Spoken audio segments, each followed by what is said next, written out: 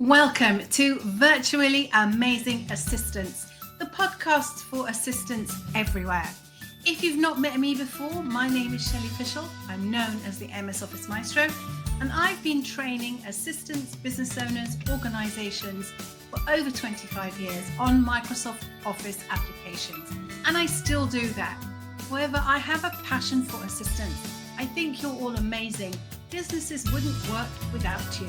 And so I've created this podcast for assistants everywhere. Over the coming weeks, I'm going to be chatting each week with a different guest expert.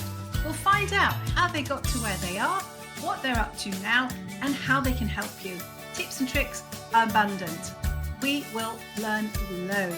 So that's me, Shelley Fishel. Enough of this introduction. In a moment, I'll be bringing on my guest. Welcome to this week's episode of Virtually Amazing Assistants, the podcast for assistants everywhere. And I'm delighted to have joining me today the amazing Lindsay Taylor, who is the founder and co-director of Your Excellency Limited. So many of you, my listeners, will know Lindsay. And for those that don't, I've got a crib sheet here, so I'll make sure I don't miss anything out because it's possible. I'm only human. So Lindsay is the director of Your Excellency, which is one of the world's leading learning and development specialists for EAs, PAs, VAs, and executive support professionals. Basically, if you work in an office and you're supporting other people, you need to talk to Lindsay pronto. And she's a former EA herself, so she's not just telling you what to do, she knows it. And she's got first-hand experience.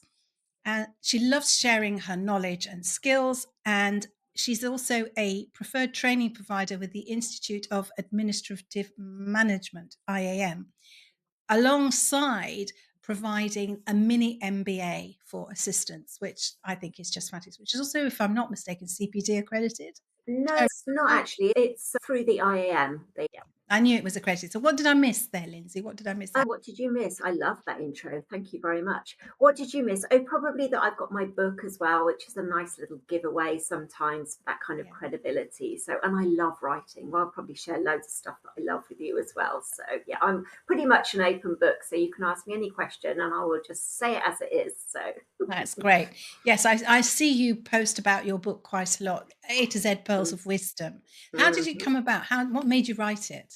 So I started writing a blog years ago, actually, for an organisation called Destim, and I don't even know whether they're still going or not, to be honest. And every month I used to do a letter of the alphabet, something that was relevant to the profession. So when we were nearing Z or Z for the end of the alphabet, it just made sense to pull together all of that information that I'd written over those months into a book, and it just made sense to self-publish my book. We're now on second edition, made a few tweaks to it, but it is just nice to have that kind of giveaway at different events or to take it along to the good old PA show or wherever I'm training. So yeah, books are great because they do showcase your expertise. I've also got a book. I don't use it enough. I've got loads of books, actually. I've got my Excel book called Business Barista, Essential Excel Skills to Streamline Your Business, which is a bit of a mouthful, but it's set in a coffee shop, hence the barista thing. I think I've got a copy of that. We're going to have to do a book swap next time I see you, Shelley. I don't have that. I've got a few copies left on the shelf here, but not many. And then I write for an online book company called Book Boon. And I have a lot of ebooks on the whole Office suite with them. So that's quite nice. And I've now been doing some short webinars for them as well, which has been quite fun. So I wanted to know, how did you make the jump from being an EA in a fast-paced environment to being a trainer? What made you take that? Yeah, it was a real journey, actually. So there was a little bit of a gap in between being a PA EA, which I worked at for about 10 years, both UK and US. I then took time off to be mum, which was absolutely lovely being mum, until I remember quite vividly, actually, one day where I was singing Row Your Boat with my daughter, I think. It might have been my son, it was all blurred. But I suddenly realised there were 3 verses to Row Your Boat, and that was the excitement to my day. And I thought, goodness me, I really need to get my brain back in gear and do something other than sing Row Your Boat. So whilst I loved being an at-home mum, I knew at that point it was time to go back to work. So I suppose being a trainer now has been a real journey to this point. So at the time, Malcolm, my husband, who is co-director with me, Your Excellency, he decided that he wasn't enjoying his role, which really involved breaking down teams and organizations and Mm, restructuring. And he really wanted to build up teams. yeah. So he did. Also at the time, our son Josh was a really great golfer. We wanted to help our son Josh with his golf, with more of the kind of sports psychology and the mental side of that. So Malcolm went away and did some sports psychology stuff to help Josh and realized all of this kind of different ways of thinking and really getting into the psyche and the mindset was something that he wanted to do with business and corporates. So Malcolm left his well-paid role and decided to retrain and set up Your Excellency. And he used to come home from his training to be a trainer, and also we are both practitioners in neuro-linguistic Yeah. programming, NLP. He used to come home from his training and be so excited about all the stuff he was learning. And I'm thinking, having sung 3 verses of I Row Your Boat as well, this is really what I want to do as well. And actually, the whole psychology and NLP and being able to tailor your communication and your style working with different people absolutely fitted with the EA/PA role, where you're supporting so many different stakeholders and individuals. So I was really enthused to follow in Malcolm's footsteps. So a year after Malcolm became a trainer and we set up Your Excellency, I then joined the business as well. I suppose Your Excellency has really developed into providing more support for EAs, PAs, as well as leaders and kind of managers and senior executives. But predominantly, my focus is obviously on the EA, PA roles because that's what I used to do. I've been there, done that, worn the t-shirt, understand the diversities of the role, I regularly say to people. So, and love, love, love what I do. So that was a very long answer to a very No, simple. no, it wasn't. It was that's what our listeners love. That when I ask Mhm. what do you like about the podcast, they like to hear the The personal journeys, backstories, the yes, yeah. backstories. And when I did the previous podcast, the Virtually Amazing, which was aimed at virtual assistants, people liked the parts they liked the best was Joe and I chatting about what we've been up to that week and what our kids were doing. So you Yeah. can't win. But Well, because it makes it more human then, doesn't it? Because yes, at the end of yeah, the day, we've all got lives outside of work as well. And yeah. sometimes I think when you're running your own business as well, I think your personal life kind of is kind of embroiled in your professional life as well, because that's who we are. It's me as the organisation. So people know lots about me, but ask away. You can find out even more if you Well, want, Shelley. well, I know. I just learnt new. I thought you'd started Your Excellency. I didn't know that Malcolm had No, done no, that. no. So So yes. that's very interesting. Very Mm, interesting. So what do you think? I mean, how important do you think qualifications are in the industry? I mean, I'm on the shelf, or not the mm, shelf, the fence. I'm really on the mm, fence about it. I have not many I have some qualifications, mm. but I left school at 17 because of family circumstances. So I never finished school, so I don't have A level kind of equivalents. I never went to Mm. university because it just wasn't possible for me. I've just worked. Yeah. So, how important do you think are qualifications? So I suppose we could think about it from two different perspectives. So if you're thinking about a qualification and these kind of prerequisite that certain EAs, PAs need a degree, so to speak, Yeah. I'm not a big fan of that prerequisite because actually, yes, having a degree or university education means you've reached that level of your education. However, it doesn't necessarily mean that you've got those specific skills that you need to be a PA or EA. So, for me, a qualification that is absolutely relevant in the role that you're working in. So, if I give you an example, we do run a qualification program here at Your Excellency, which is incorporated into our Essential PA program. That is purely related to PA, EA, admin professional work. So, of course, the things that you're learning are going to be absolutely relevant for you working at the top of your game. So it's yeah, a bit of a interesting one, isn't it? I mean, we could Yeah. open up a lot of debate on that. So if a relevant qualification that is going to give you the skills that you need to be able to put into practice, absolutely, I think that's great. In having that qualification that is recognized by recruiters and employers that is relevant to the role that you're working in, then amazing. whether that needs to be a degree in something that isn't related, then I would be frowning as I am on the Yeah. screen now. So Yeah. yeah. Yeah, no, I mean, that's absolutely true. I mean, I do have some qualifications. I'm a certified online learning facilitator, Hmm. a Hmm. certified designer of online learning. I'm a fellow of the Learning and Performance Institute in the UK.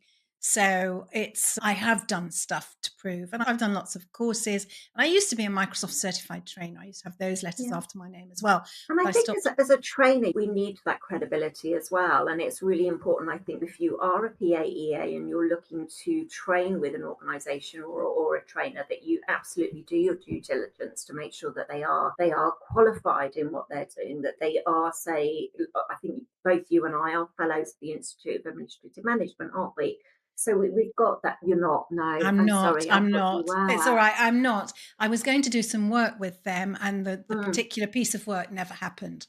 So okay. so Okay. so no, Well, I'm not a I think member, but as long as I you. am a fellow of the Learning and Performance Institute. Oh, okay. Yeah, great. So you've got that kind of benchmark of expertise, and I think that's really important that people, if you're looking for training, that you do your due diligence. All of our trainers at Your Excellency, because we do have some associate trainers that we use to provide kind of expert topics for us that are outside my realm or Malcolm's or Joshua's realm, but we're all qualified, and that's so important. The one that we if we're going to advocate about learning and development and continuous professional development, that we also invest in our own CPD as well. So we're members, long-standing members of the Association for Coaching. So that means that we have to log our CPD, that we have to keep up to date with the most recent learning and models that can be put into practice. So Yeah, I'm talking about that. I mean, we're recording this today on the 10th of December, listeners, just so that it's going out a little later.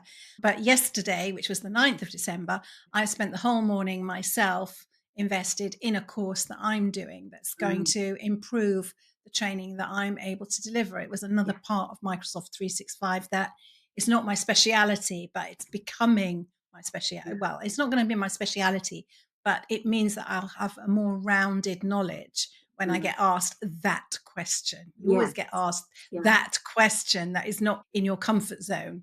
And I yeah. have to say, oh, I'll go and find it out. Well, now I know the answers. So And I think that's, it's great to have that honest conversation with yourself about maybe the kind of parameters of your expertise and whether you do need to skill or learn some new skills, or indeed you draw on your lovely business friends and ask them to share some kind of topics around AI or Microsoft training that, is not my expertise, but is absolutely yours. So, yeah, we yeah. love some of our business friends, including you, Shelley. Thank you. That's so nice. And I love you. And I think I didn't say, I usually tell our listeners how I met my guest. And Lindsay and I have known each other for a number of years. I can't remember exactly how I many, can't but I remember. think we first met in the snow outside the PA show, which was then the Oh, office show. goodness. I I had the think most that's the first time. ridiculous pair of shoes on in the snow. Yes, I And yes, remember that. yes, I remember yes, so that. do I. My And poor feet. that would have been 2017. Yes. So that's Yeah. when that would have been. So that's how long Goodness. we've known each other. And I Yeah. remember that because that was the year that my book came out, and I had a small suitcase with 50 copies of my book.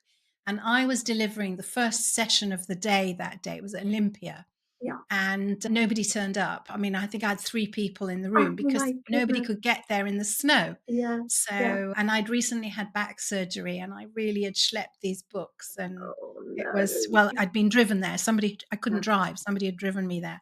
So it was a bit of a disaster for me, that But it was a first. very strange year for the show that year. I remember actually, I'm having flashbacks now, Shelley. I decided that it really wasn't worth trying to head back home in the wrong type of snow for Yeah. the train tracks as we do in the UK. Yeah. So I remember researching in the afternoon if I could find a cheaper hotel to stay in. And I found this, I can't even remember the name of it, found this most amazing hotel. And it was right up my street because the room actually included a glass of champagne on Oh, arrival. And I thought, right, that's just a done deal, really, isn't it? that is incredible. A glass of champagne, not even wine. That's Really? amazing. That's Mm, amazing. Yeah.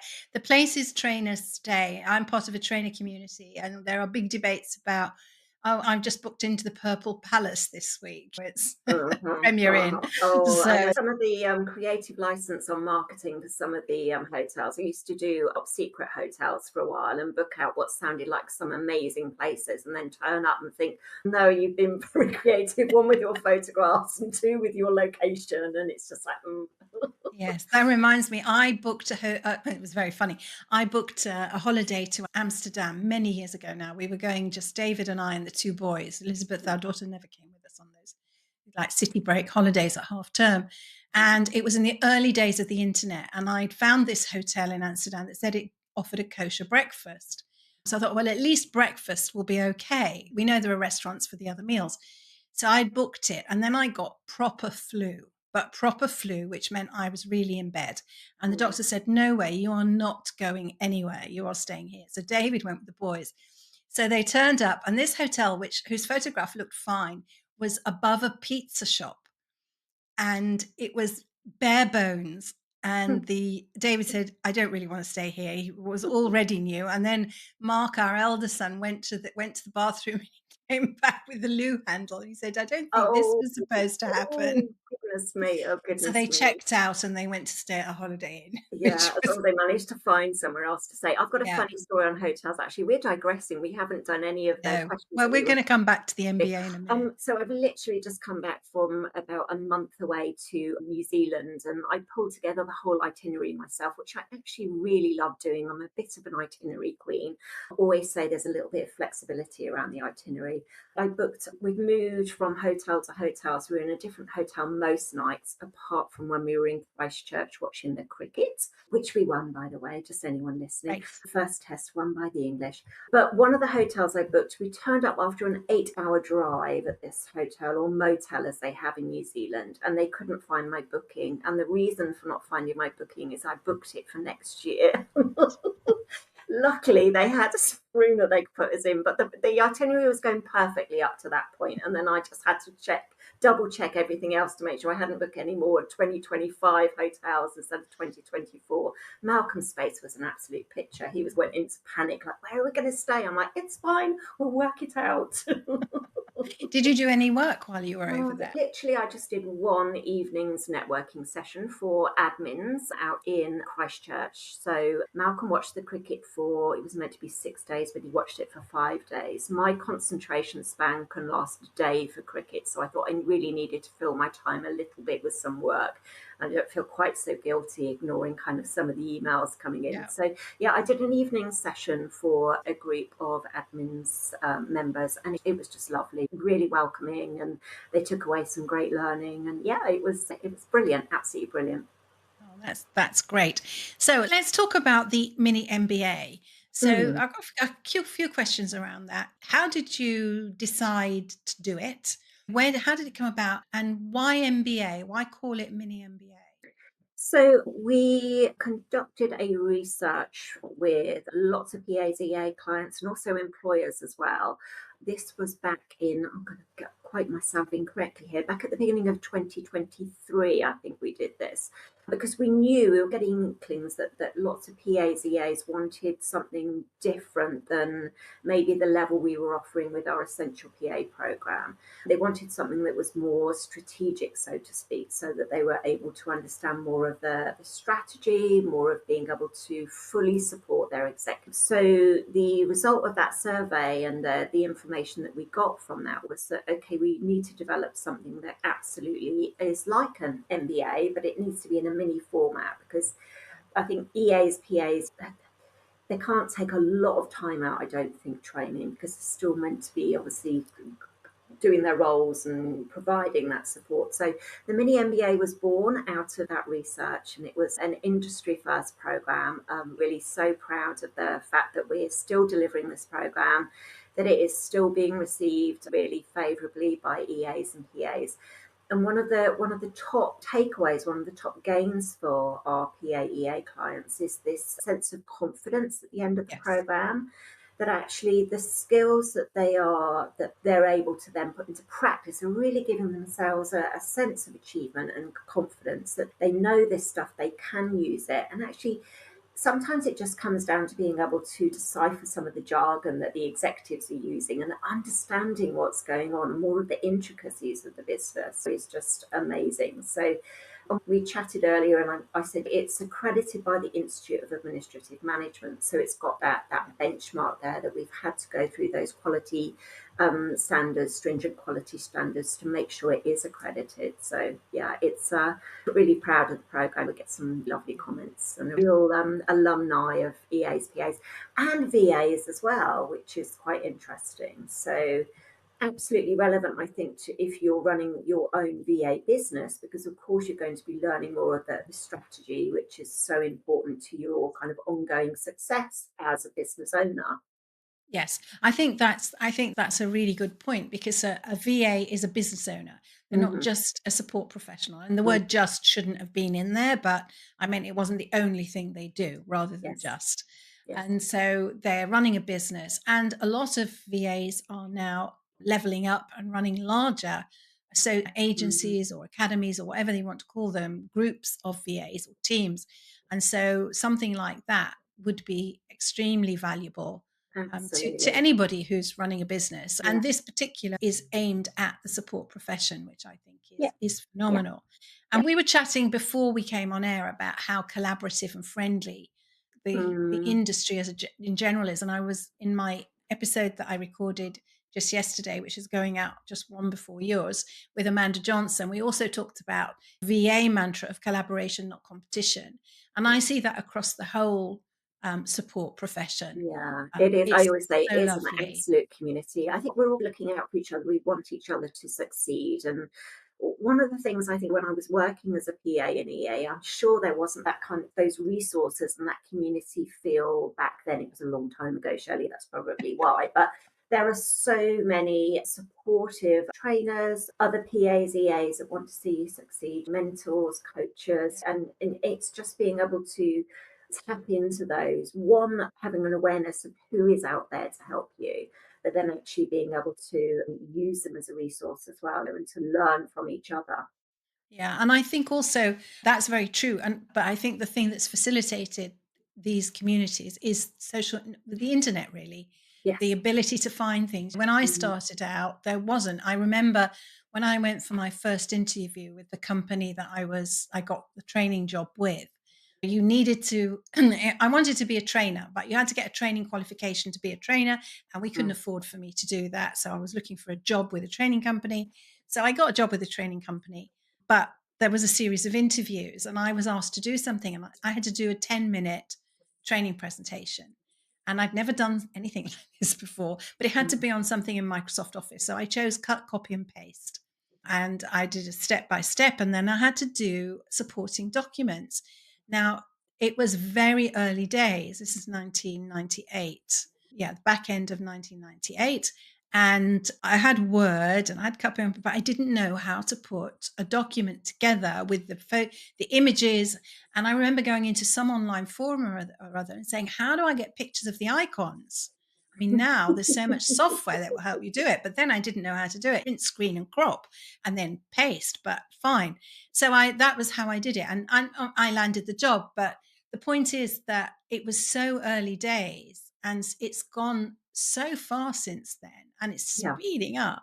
Yeah. Everything is speeding up with our wonderful AI Oh, I know, friends. It's absolutely. I mean, amazing. look at that contrast. When I started out as an EAPA, I learned to type on a what I would call a clicky clacky typewriter, Yep. So and then my stroll out of secretarial college, I actually worked for an organisation that had a word processor. Yay! So I know, and I was dubbed the expert using the word processor because I suppose I was really embracing the technology Yeah. limited at the time, but the technology that was there, and there were quite a few more seasoned in the role that kind of needed that kind of hand holding to use the kind of newfangled technology. When my mum was a secretary back in the year, and then she started working for the NHS as a secretary or an admin, and she had to use a word processor and hadn't used it before. And then when she had to use the computer, we bought her one Christmas a little extra key that you could stick on there, and it was a little panic button in case she needed to panic and she didn't know what she was doing.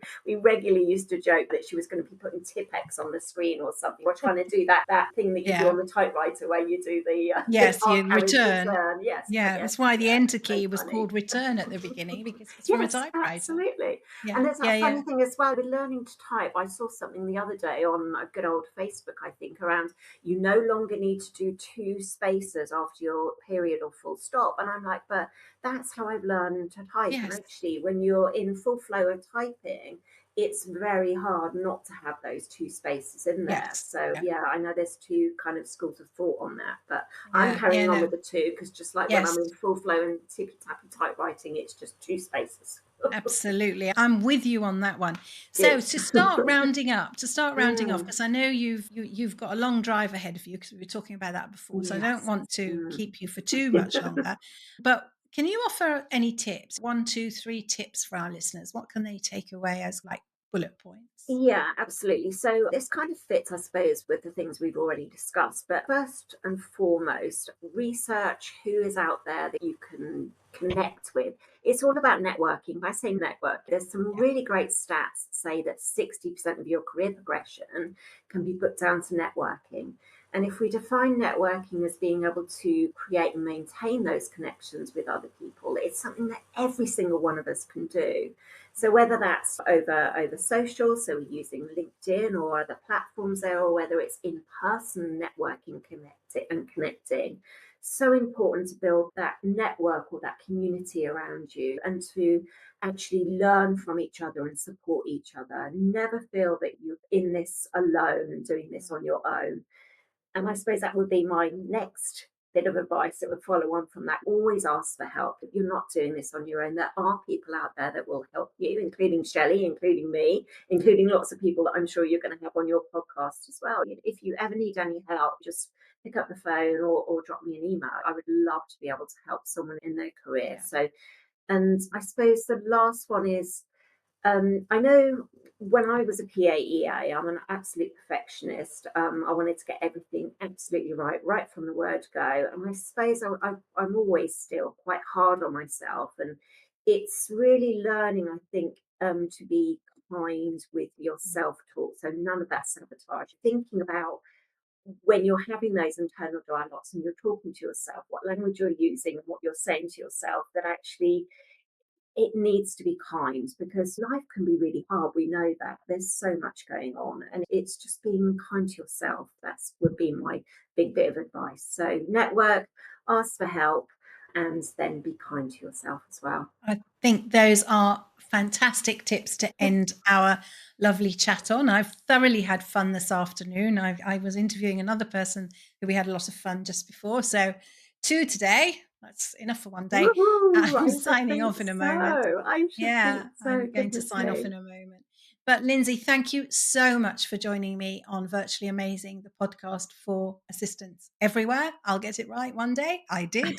And You did get it and right. and thank you for joining me. Yeah, thank you so much for inviting me as well, Shelley. And I think when this episode goes out, we need to say, perhaps in unison, a happy new year to everyone as well, don't we? Absolutely. So let's do it. 1, 2, 3. Happy New Happy New Year! Year. Thank you, Shelley. Thank you. Thanks for listening. I'm going to see you next week with my next guest on the Virtually Amazing Assistant podcast. And that's me, Shelley Fishel, the MS Office Maestro, signing off for this week.